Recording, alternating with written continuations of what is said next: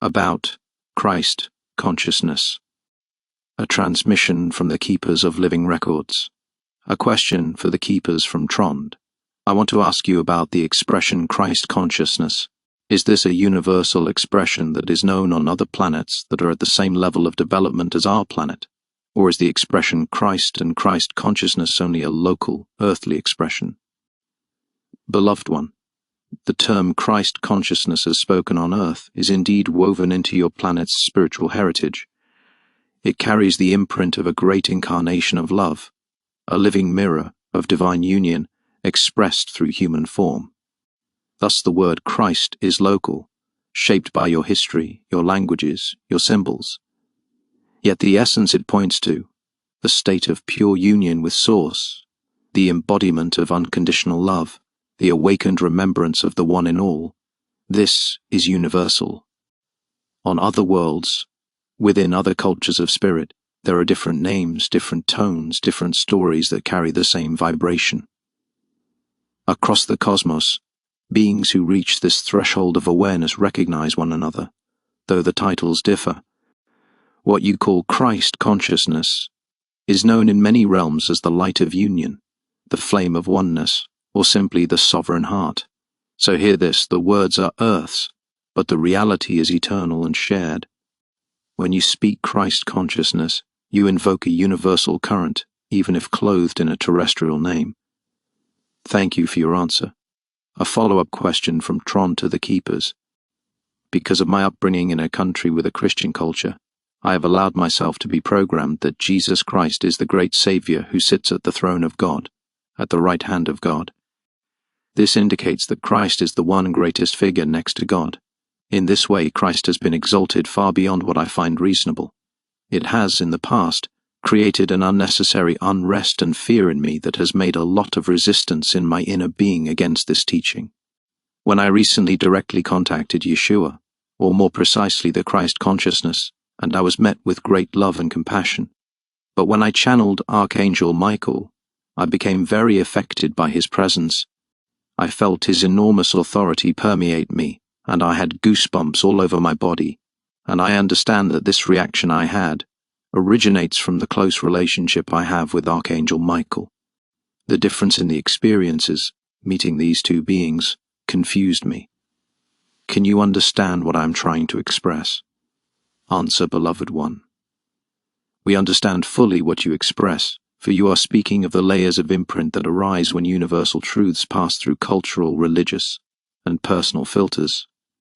The figure of Christ, as exalted in the tradition you were raised in, has been clothed with hierarchy, dogma, and fear. These garments do not reflect the essence of Christ consciousness, yet they were imprinted deeply into the collective and into your own child mind. Thus, when you reach for Yeshua, the soul behind the name, your inner being must sift through the heavy overlay of what others have placed upon him. This creates distance, numbness, or lack of resonance, not because his light is lesser, but because the veil of programming stands in between.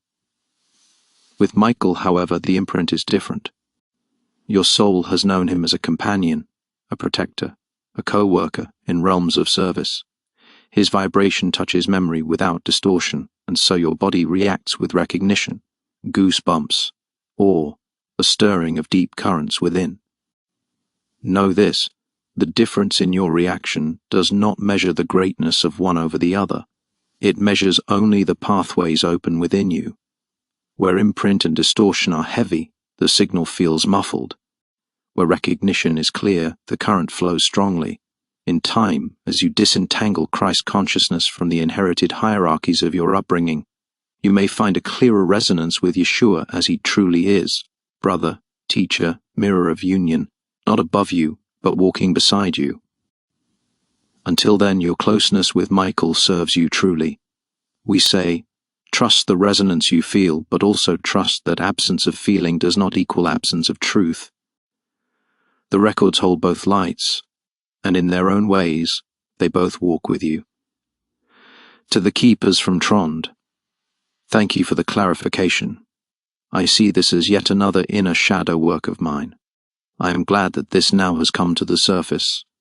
Answer, beloved one, yes, you see with clarity.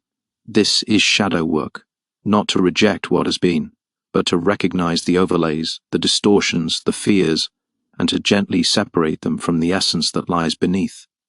In doing so, you reclaim freedom, and the light once obscured may shine in its pure form. Give thanks for what surfaces, for it comes not to burden you, but to release you.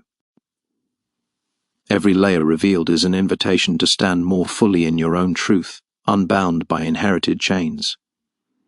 You walk this path with courage, and each unveiling strengthens the bridge between your human heart and your oversoul. To the keepers from Trond, the most saddening thing with the Christianity is the so-called sinful nature of man. Instead of accepting their own nature, the light and the dark, they reject and even deny the sides of themselves that need love the most. And they fail to integrate all that they are with love. This is very unhealthy, as they link their so-called dark sides to the temptations of the devil. It makes me sad to think about it. Answer, beloved one. You speak to a wound that has shaped the collective for centuries. The teaching of a sinful nature has cast a shadow across the human heart, convincing many that what most needs tenderness must instead be shunned, denied, or projected outward as an enemy. In this way, humanity has been taught to war against itself. The darkness within is not evil.